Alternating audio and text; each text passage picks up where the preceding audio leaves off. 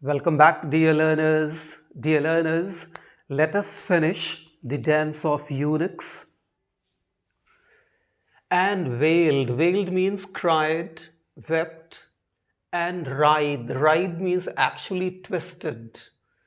Twist. Writhed, twisted in vacant. Vacant means empty. Ecstasy, extreme joy. So see, how the poet is been using the negative words or using the you can say this using the opposite words. See, vacant, ecstasy on one hand, joy on the other hand. Vacant means empty. So these negative words actually speak volume about the miserable condition of these eunuchs.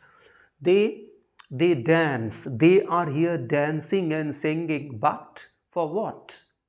But only for earning their bread. They are not happy at all from inside. Even then, they have a smile on their own face. They try to look happy. Just as women, just as wives, though they were not happy at all with their own husbands, yet they had to serve. They had to maintain a smile on their own face, and maintaining the smile on our own face, they had to entertain their husbands, and they had to surrender. They had to surrender to the strong sexual desire of their own husband or their male counterparts in the in the in the patriarchal society of her own country. So here Kamla Das means to say that just as the eunuchs were not happy, even then they had to maintain happiness. They were not happy from inside, even then they they had they had to pretend to be happy, and and and had to sing and had to dance, particularly to earn their own bread. In the same manner, women had to pretend to be happy. Women had to to pretend to pretend to be extremely happy from inside and maintaining the smile. They have to serve their husbands. They had to serve their husbands, and they had to tolerate everything. See, they were thin. So see the measurable condition. How thin the body parts, actually the hands and the legs of these just the eunuchs were. She says they were thin in limbs, means their hands and legs were thin and dry, absolutely dry, like half burnt logs from the funeral pyre. Funeral pyre, that very particular bed that is made for putting the dead bodies, and that bed that is made of the woods.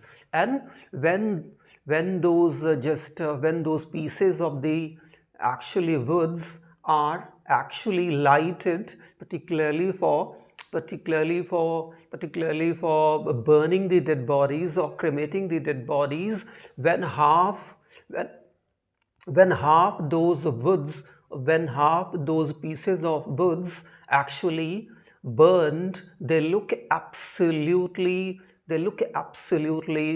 just powerless or absolutely weak. In the same manner, the hands and the legs and the body parts of these actually eunuchs look. That spoke volume about their hunger, their just a measurable condition or their measurable lot. See, funeral pyres, a drought and rottenness, means there was rottenness, means decay. So there was a dryness and decay, just all about the life of these eunuchs were in each of them. So each and every eunuch The body of each and every eunuch spoke volumes about their miserable condition, their poverty. They were poverty stricken. They were honored. They had no honor at all in the society, just as women had, wives had no honor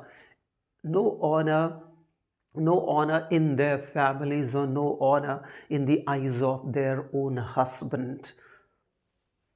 See further, and the children, sorry, yes, in each of them, even the crows were so silent on the trees. So just the crows actually symbolize, you can say, misfortune or suffering or death. So these birds that are given no honor at all, they are never welcomed at all. These birds were even silent. These birds were even silent to see the miserable condition of these eunuchs. The poet mean to say that even the condition of these eunuchs were, you can say, that were worse in comparison with the condition of the crows. And he says, she says further, and the children wide-eyed still, and children were gathered under that gulmohar tree or children are gathered here under this gulmohar tree where these eunuchs are dancing, and these children eyes are wide open. Why? Because probably first time they have seen eunuchs. All were watching these poor creatures, convulsions, body movement. The sky crackled, then thunder came, and lightning and rain. So the poetess says that the condition of these eunuchs, the condition of the eunuch was very miserable. They had a smile on their own face, just like those women who were serving their husbands maintained a smile on their own face, but no happiness inside, no contentment, just inside, just as women had to serve their husbands without their will or wish or desire. In the same manner, these eunuchs were dancing and having this smile on their own face only because they wanted to earn their bread. Even the crows sitting on the trees just were absolutely silent, and their very silent meant that the condition of these eunuchs were not better than the condition of the crows. Children were over there watching these eunuchs with their wide open eyes. That meant that they did not know these eunuchs. They did not understand the miserable condition of these eunuchs. See this, and then what happened? All of a sudden the sky crackled, then the thunder started. So the poet says that all of a sudden the sky crackled means the sky started thundering, means the clouds started thundering. Why? Because all of a sudden clouds gathered in the sky, and very soon the sky was overcast with the clouds. And as a result of the overcast condition, what happened? Just the clouds started thundering, and the lightning started flashing across the sky, and soon it began raining. But a meager rain, little rain. The rain did not fall for a long time. And what does actually rain stand for? Rain stands for happiness. Rain stands for action.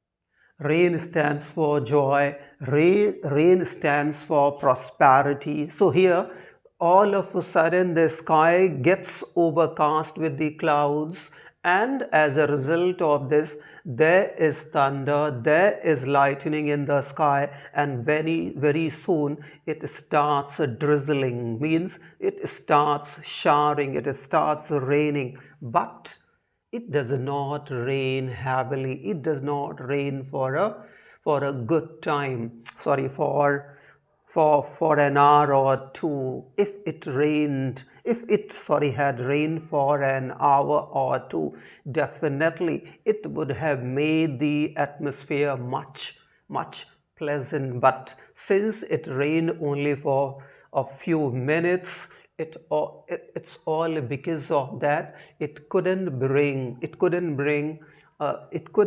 the temperature down, that smelt of dust. And it's all because of it, it's all because of the rainfall. What happened, there was a pleasant